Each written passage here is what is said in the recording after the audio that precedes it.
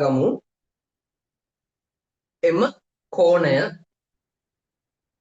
එම කෝණය ඍජු කෝණය යන විශේෂ නමින් හඳුන්වයි. එම කෝණය ඍජු කෝණය යන විශේෂ නමින් හඳුන්වයි. ඍජු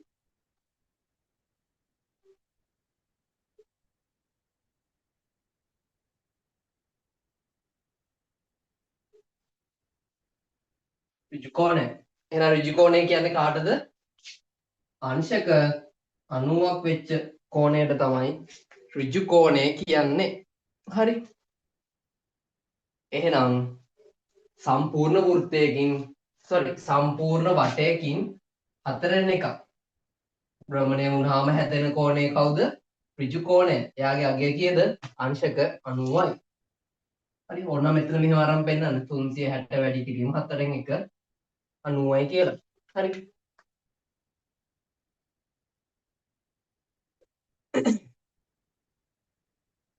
ඊට පස්සේ මෙහෙම බලන්න. දැන් මෙන්න මේ B කියන කෙනා. හරි. භ්‍රමණය වෙලා තියෙනවා කොච්චරක්ද?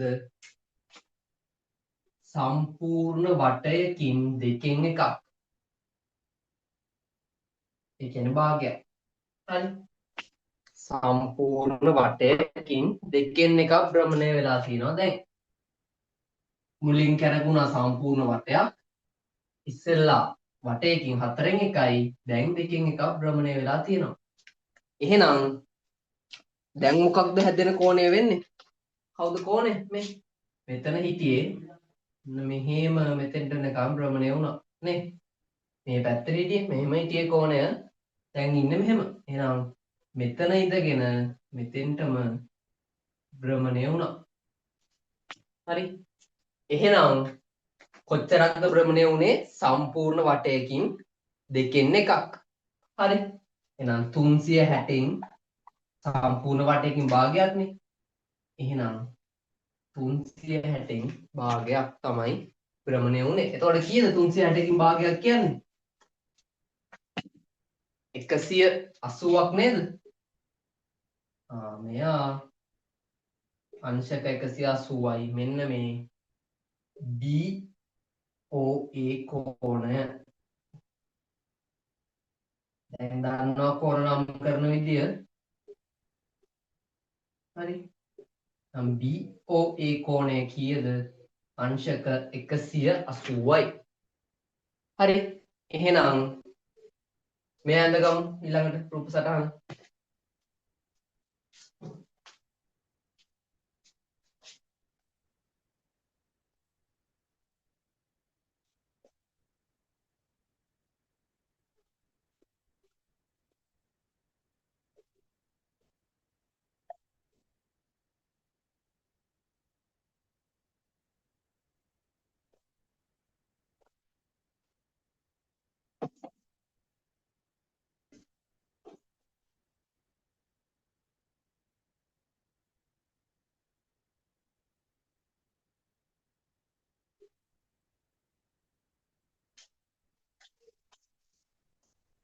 හරි නේද?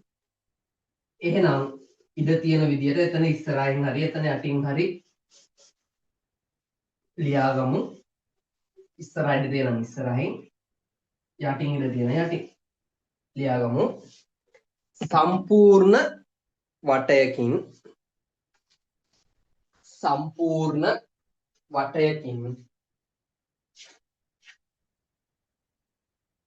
භාගයක් දෙකෙන් එකක්. සම්පූර්ණ වටයකින් දෙකෙන් එකක්. කියන්නේ භාගයක්. සම්පූර්ණ වටයකින් භාගයක් භ්‍රමණය වූ විට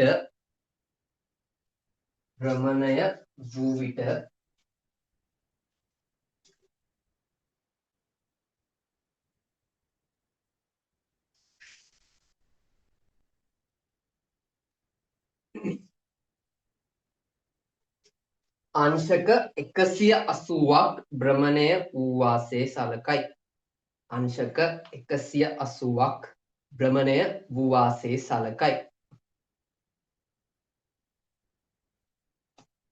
අංශක 180ක් භ්‍රමණය වූ වාසේ සලකයි. ෆුල් ස්ටොප් තියලා එතෙන්ටම එම කෝණය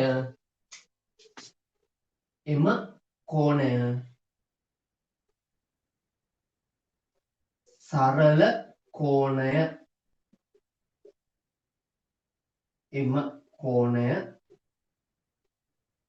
සරල කෝණය යන විශේෂිත නමින් හඳුන්වයි. සරල කෝණය යන විශේෂිත නමින් හඳුන්වයි. හරි ඕන්නම් යටින් ඔය ගණනය කිරීම කරලා පෙන්නමු. 360කින් භාගයක් තමයි භ්‍රමණය වුනේ. ඒ කියන්නේ දෙකෙන් එක. 360න් දෙකක් කියන්නේ BOA කෝණය මෙන්න මෙයා නැත්නම් මෙයා 180යි අංශක ගණනය කිරීමත් අපි ලියලා තියමු පල්ලෙහේ.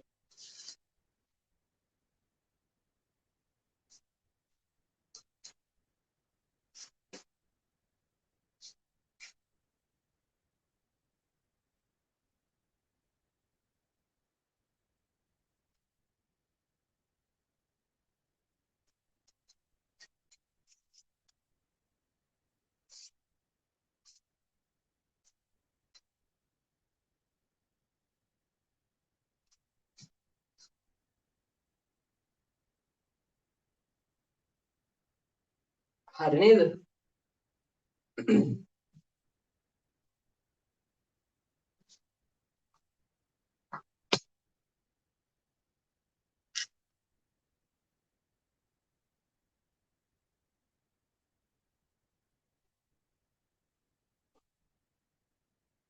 හරි නේද? තිනු හරි. එහෙනම් අපි දැන් ටිකෙන් ටික යනවා ඉස්සරහට. එහෙනම් ඊළඟට ලියා ගන්න සබ් ටොපික් එක අනුමාත්‍රකාව කෝණ වර්ගීකරණය. කෝණ වර්ගීකරණය කරගමු. කෝණ වර්ගීකරණය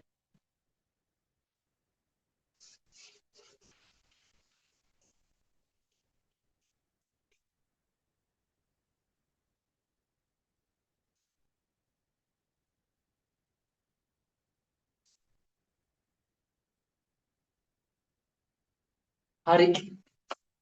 එහෙනම් දැන් අපි මේකදී සාකච්ඡා කරන්නේ කෝණ වල එක එක වර්ග ගැන. හරි. එහෙනම් බලන්න. දැන් මෙන්න තියෙනවා එක සරල රේඛාවක්. අනිත් සරල රේඛාව B කියන එක කෙනා මෙහෙම යනවා. හරි. උඩේ දෙන්න ඡේදනය වෙනවා මෙන්න මෙතන. මේ ලක්ෂ්‍ය O මම මේ රේඛාව B කියලා ලකුණු කරනවා. එහෙනම් දැන් බලන්න. මෙන්න මෙයාගේ කෝණය වෙන්නේ මෙන්න මෙයා නේද? නේ? එයා නේද? දැන් එයාගේ හඳුන්වන නම මොකද්ද? BOA නැත්නම් AOB. හරි BOA නැත්නම් AOB. හරි දැන් අපි දන්නවා අංශක 90ක් නම් හරි හරියටම මෙයාට ලම්බකව කෝණය තියෙන්න ඕන. මෙන්න මෙහෙම. දැන් අපි දන්න විදියට මෙන්න මේ BOA කෝණය අංශක 90ට වඩා අඩුයි නේද? අංශක 90ක කෝණයක් නම් අපි ඉස්සෙල්ලා කතා කරා හරියටම මෙන්න මේ OA රේඛාවට හරියටම ලම්බකව මෙන්න මෙයා තියෙන්න ඕන. එහෙනම් අපි දන්නවා මෙන්න මේ 90 කෝණයට වඩා මෙන්න මේ BOA කෝණය විශාලත්වයෙන් අඩුයි කියලා. හරි. එහෙනම් අංශක 90ට වඩා විශාලත්වයෙන් අඩු කෝණවලට අපි කියනවා මොන කෝණද? කියන්න බලන්න. සුළු කෝණ කියලා. හරි. එහෙනම් සුළු කෝණ කියන්නේ කවුද? අංශක 90ට වඩා විශාලත්වයෙන් අඩුවයට. ඒ කියන්නේ මොකද්ද? අංශක 0යි අංශක 90යි අතර තියෙන සෑම කෝණයක්ම මොන කෝණයටද අයිති වෙන්නේ? සුළු කෝණයටද තමයි අයිති වෙන්නේ. ඒක තේරුණා නේද?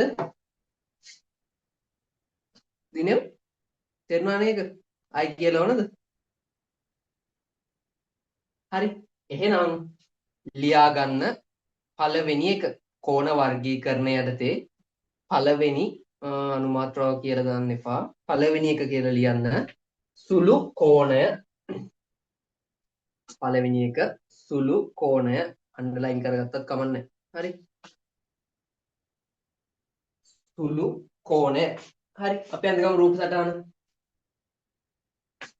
රූප සටහන තියෙනවා. අපි අඳගමු මෙයාව.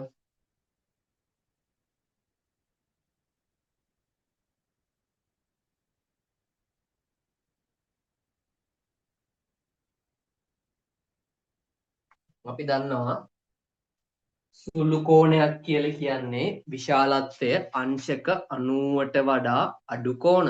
ඒක රූප සටහනෙත් හොඳටම පැහැදිලිව පේනවා. අංශක 90ක කෝණයක් නම් OAට ලම්බකව. හරි.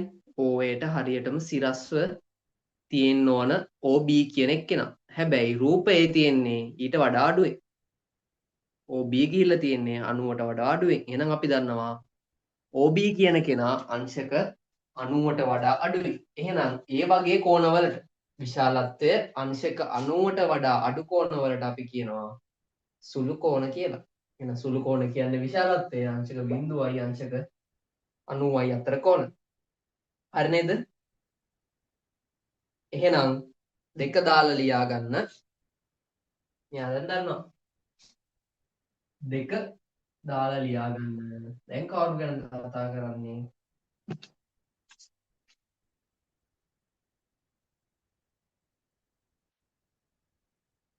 දැන් B ඉන්නේ. හරි. OA කියන කෙනාට හරියටම ලම්බකව තමයි OB කියන කෙනා ඉන්නේ. එහෙනම් මෙයාගේ විශාලත්වය කීයද? අංශක 90යි. එහෙනම් එයාගේ නම මොකක්ද? අපි ඉස්සෙල්ලා කතා කරා. එයාගේ විශේෂ නම මොකක්ද? කියන්න බලන්න. ඍජුකෝණ. හරි. එහෙනම් එයාගේ නම ඍජුකෝණය. එහෙනම් ඍජුකෝණයක් කියන්නේ අපි ඉස්සෙල්ලා කතා කරා. විශාලත්වය හරියටම අංශක 90 වෙන කෝණ.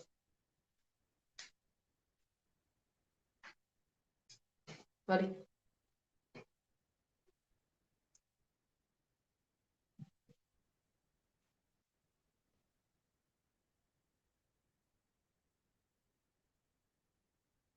හරි. එහෙනම් එතන ඉස්සරහට තියෙනව නේද කලින් සුළු කෝණය ලිව්වා වගේ. එහෙනම් එතන ඉස්සරහින් ලියාගමු. අංශක 90ට සමාන වන කෝණය ඍජු කෝණය වේ. විශාලත්වය අංශක 90ට සමාන වන කෝණය ඍජු කෝණය වේ. ඒක අපි කතා කරා ඉස්සෙල්ලා.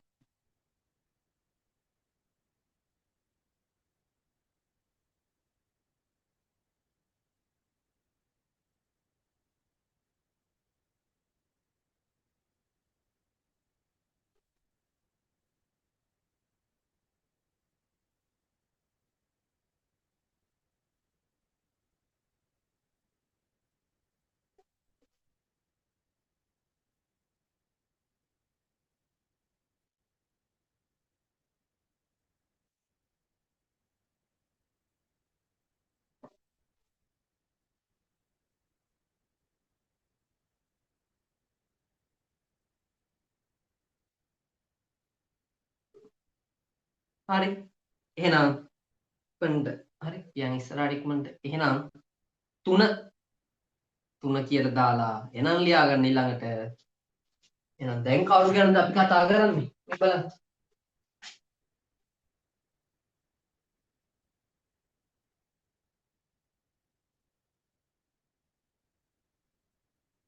අංශක 90 නම් ඔන්න කොහම යන්නේ. අංශක 180 නම් රේඛාව යන්නේ ඔන්න ඔහොම. දැන් අපි කතා කරන්නේ මෙන්න මේ OB රේඛාව ගිහිල්ලා තියෙන්නේ අංශක 90යි අංශක 180යි අතර. OB රේඛාව මෙයා. එහෙනම් කෝණය වෙන්නේ මොන ටිකද? මෙන්න මෙතන ඉඳන් මෙතෙන්ටම භ්‍රමණය වෙලා. හරි. එහෙනම් එයා කොතනද නැවතිලා ඉන්නේ? 90ට වඩා විශාල තැනක ඒ 180ට වඩා විශාලත්වයෙන් අඩු තැනක. ඒක තේරෙනව නේද? OB ගිහිල්ලා ඉන්නේ 90ට වඩා විශාල තැනක 180ට වඩා විශාලත්වයෙන් අඩු තැනක. එහෙනම් අංශක 180ට අඩු අංශක 90ට වැඩි කෝණවලට අපි කියනවා මහා කෝණ කියලා. මහා කෝණ කියලා අපි කියනවා. එතකොට යාගේ විශාලත්වය මොකද්ද පරාසය? විශාලත්වය යාගේ තියෙන්නේ අංශක 90යි අංශක 180යි අතර. හරි. ඒ රූප සටහන ඉඳගෙන නම් කරගමු. පෙන්වන්න යා 90ට වඩා වැඩි 180ට වඩා අඩුයි කියලා. OB ගිහින් ඉන්නේ හරියටම 90ට වඩා වැඩියෙන් 180ට වඩා අඩුවෙන්. එහෙනම් ඒ වගේ වට අපි කියන්නේ මොන කෝණ කියලාද? මහා කෝණ කියලා. එහෙනම් මහා කෝණයක් කියන්නේ අංශක 90යි අංශක 180යි අතර විශාලත්වය පිහිටන කෝණවලට. ඉස්සරහින් ලියාගමු කලින් වගේම.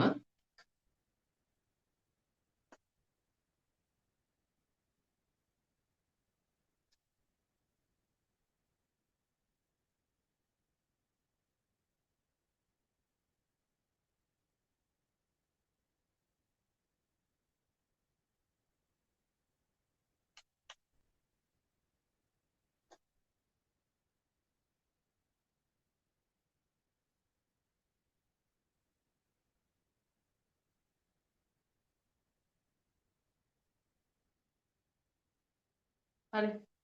විශාලත්වය අංශක 90 හා අංශක 180 අතර කෝණ.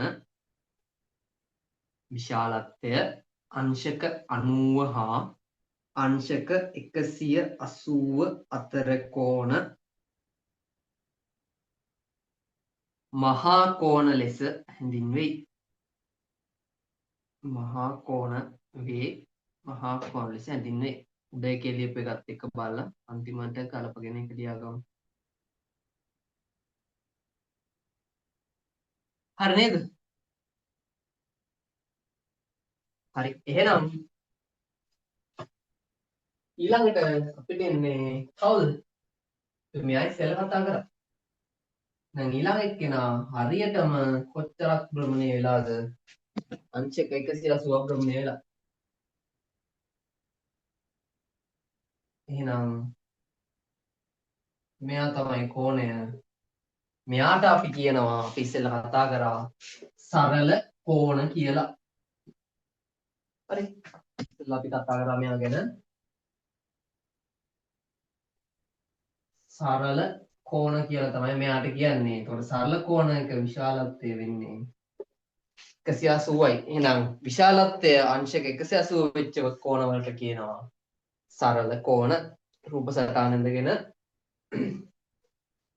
ඉස්සරහින් ලියාගමු.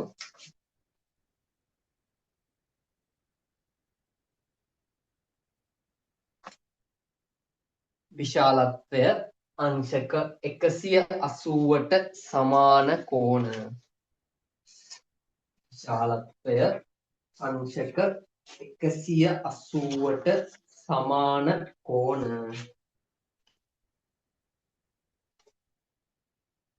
සරල කෝණ ලෙස හඳුන්වයි. සරල කෝණ ලෙස හඳුන්වයි.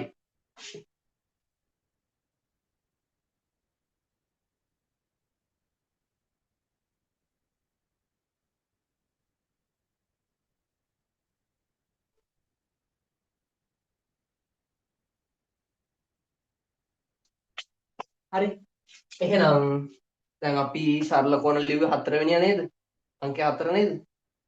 හරි එහෙනම් 5 දාලා ලියන්න. දැන් අපි කතා කරන්නේ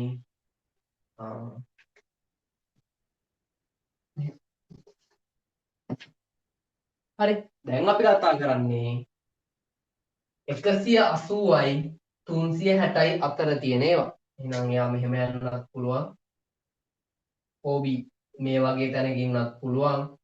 එහෙම නැත්නම් මේ වගේ තැනක ඉන්නත් පුළුවන්. හරි. මෙන්න මේ පරාසය ඕනම තැනක ඉන්න පුළුවන්. B කියන කෙනා. එහෙනම් ඊළඟට අපි කතා කරන්නේ කවුද?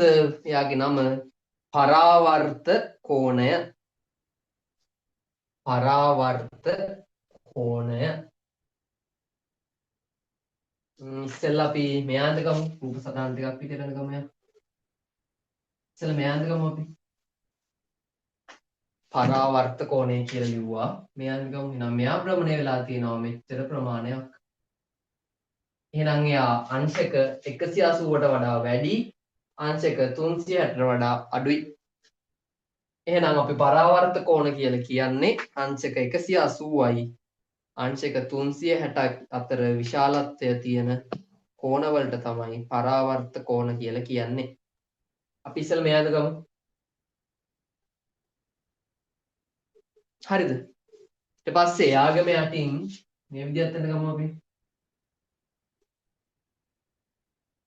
හරි. මෙහෙන් යන්නත් පුළුවන් හරි. B කියන කෙනා මෙහෙම යන්නත් පුළුවන්. අර කොච්චර ප්‍රමාණයක්ද කැරකිලා තියෙන්නේ 180ට වඩා වැඩි ප්‍රමාණයක් 360ට වඩා අඩු ප්‍රමාණයක්. එහෙනම් ඒ වගේ කෝණවලට අපි කියනවා මොන කෝණද? පරාවර්ත කෝණ කියලා.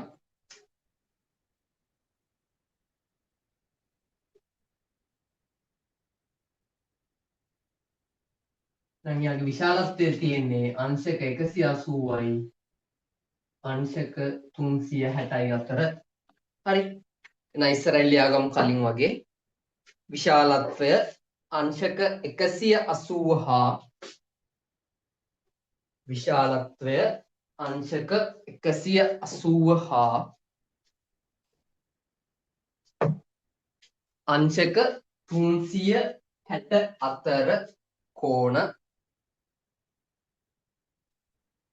180 හා අංශක 360 අතර කෝණ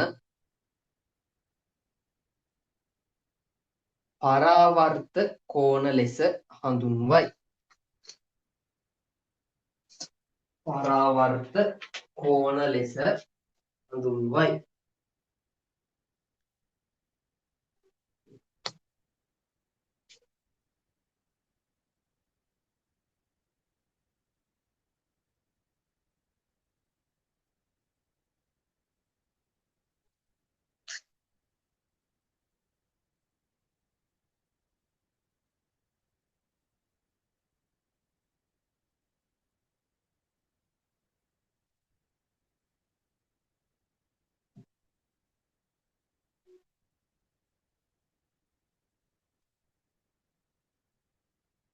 හරි නේද? හරි. එහෙනම් දැන් මතක් කරගන්න අපි මොනවද මේ වෙනකන් මේ ඉගෙන ගත්තේ කියලා. අපි කෝණයක් සෑදෙන ආකාරය ඉගෙන ගත්තා. ඊට පස්සේ කෝණයක් කියන්නේ මොකක්ද කියලා ඉගෙන ගත්තා. කෝණය මයින එකක තමනද කෝණ නම් කරන විදිය. හරි. කෝණ වටයක් කැරකුණාම අංශක කොච්චරක්ද? හතරෙන් එකක් කැරකුණාම කොච්චරක්ද? දෙකෙන් එකක් කැරකුණාම කොච්චරක් තියෙනවද අංශක කියලා අපි කතා කරා. ඊට පස්සේ අපි කතා කරේ කෝණ වර්ගීකරණය. මොනවද ඒ යටතේ කතා කරේ? සුළු කෝණ, ඍජු කෝණ, මහා කෝණ, සරල කෝණ, පරාවර්ත කෝණ. හරි. දැන් ওই ටිකෙන් අපිට තියෙනවා යාලා දීලා ටෙක්ස්ට් බුක් එකේ පුනරීක්ෂණ අභ්‍යාසය. ගන්න ටෙක්ස්ට් බුක් එක මම ස්ක්‍රීන් එක ෂෙයා කරන්නම්. try එකක් දෙන්න බලන්න. මම විනාඩි 2-3ක් දෙන්නම්. try එකක් දෙන්න තනියම. පුනරීක්ෂණ අභ්‍යාසය කියලා ලිව්වා. ප්‍රශ්න අංකය දාලා අපි answers ටික ලියමු. මම විනාඩි 2-3ක් දෙන්නම්.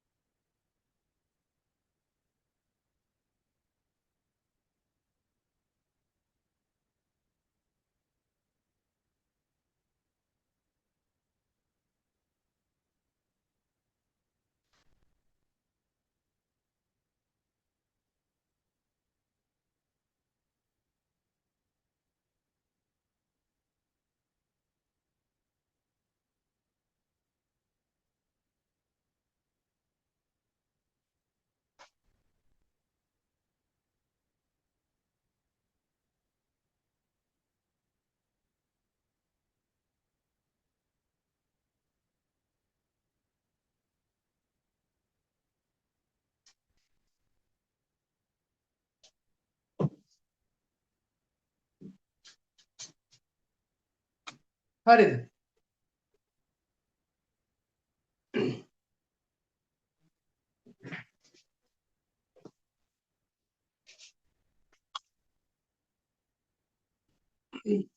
කීවෙනි ගාන දින්නේ?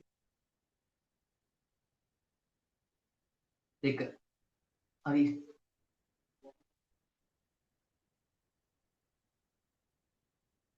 ඒ ගණන් 4ක් තියෙනවා. අපි බලමු පළවෙනි ගාන. පළවෙනි එක හැදුවා නේද? හරි. මම ස්ක්‍රීන් එක ෂෙයා කරා.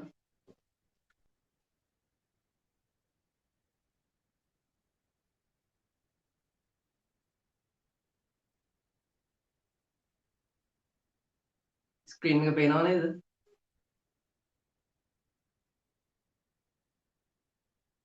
හරි. බලන්න පළවෙනි ගාන.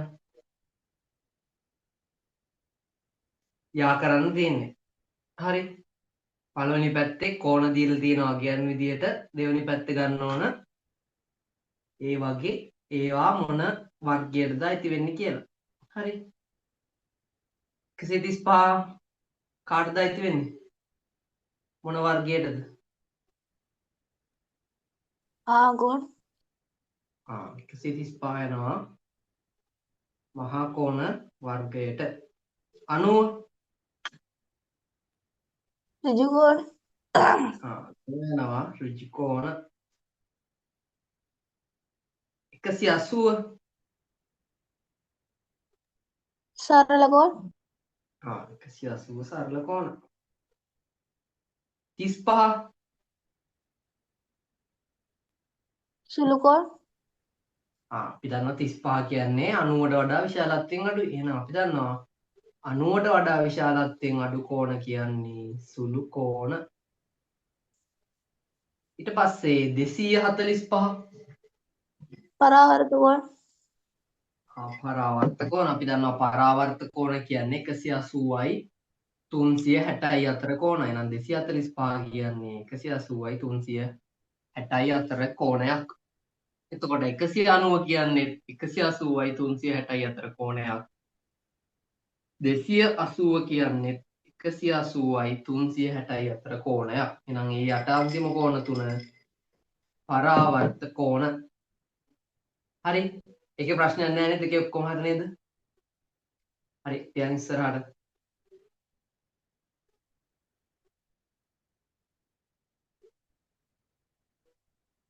දෙවනි ගාන. දෙවනි ගානේ කියනවා බලන්න රූපයේ දැක්වෙන කෝණ අතරින් පහත දී ඇති එක් කෝණයේ විශාලත්වය එය අයත් වන කෝණ වර්ගය ලියන්න කියලා. මුලින් දීලා තියෙනවා AOB. බලන්න නම් AOB කියන්නේ කවුද කියලා. A මෙන්න O මෙන්න B මෙන්න මෙයා.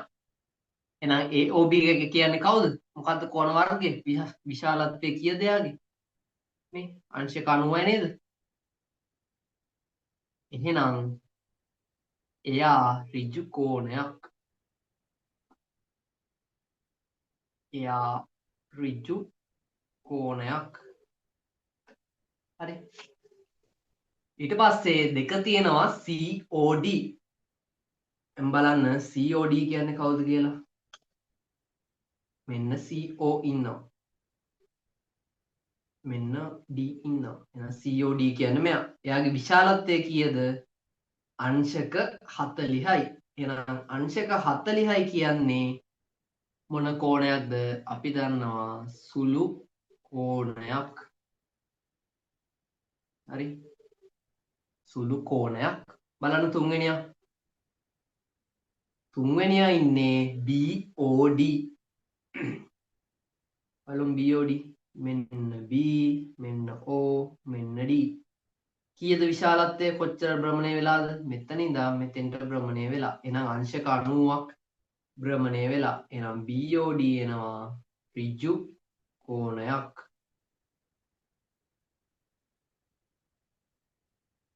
ඊට පස්සේ හතරවෙනියා තියෙනවා BOC. එයා බලන්න.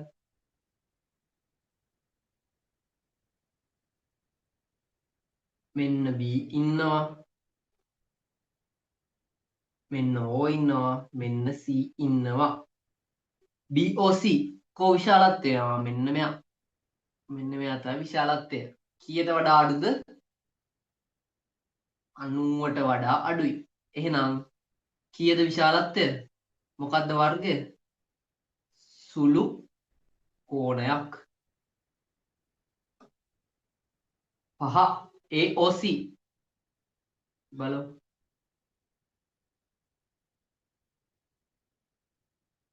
මෙන්න A මෙන්න O මෙන්න C කවුද විශාලත්වය මෙන්න මේ ටික තමයි විශාලත්වය වෙන්නේ අපි දන්නවා එයා 90ට වඩා වැඩි 180ට වඩා අඩුයි එහෙනම් එයා මහා කෝණයක් ඊට පස්සේ බලන්න AOD ඉන්නවා බලමු AOD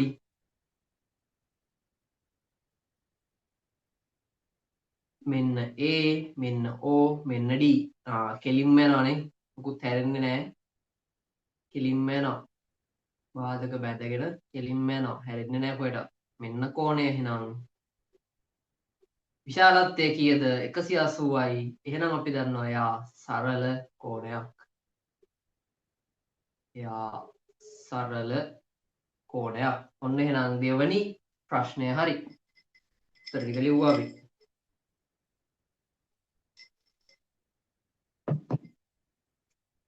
හරි නේද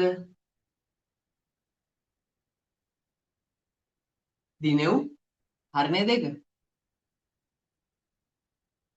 හරි දැන් ඉස්සරහට ඊට පස්සේ කියනවා කෝණමානය භාවිතයෙන් පහත කෝණ ඇඳ නම් කරන්න කියලා අපි 7 වසරේදී ඉගෙන ගන්නවා නේද කෝණ අඳින්න එහෙනම් අඳිමු බලන්න අංශක 60ක විශාලත්වයේ තියෙන කෝණයක් මොකනවා මෙයා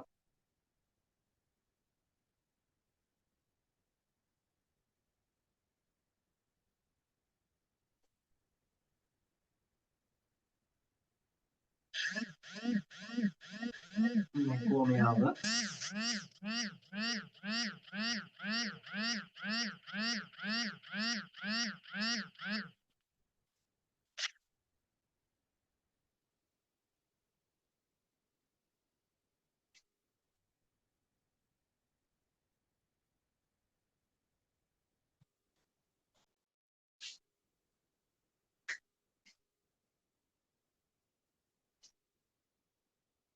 හරිද එහෙනම් කෝණමානය තිබ්බා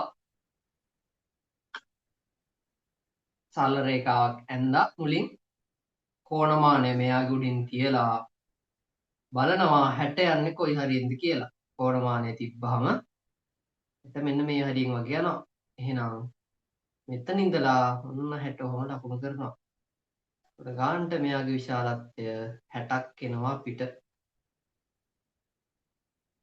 හරි නේද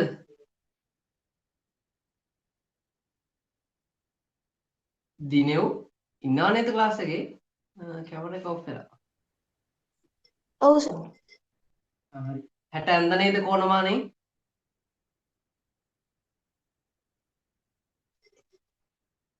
දැන් ගමු අපි 180 නම් කලින් විදියටම සරල රේඛාවක් ඇඳා කෝණමානය තියලා බලනවා හරියටම මේ රතු පාට රේඛාවට සමපාත වෙන විදියට කෝණමානය තියලා බලනවා අංශක 90 යන්නේ කොතනින්ද කියලා අංශක 90 හරියට මෙන්න මේ හරියෙන් වගේ යනවා එහෙනම් මෙතන ලක්ෂයයි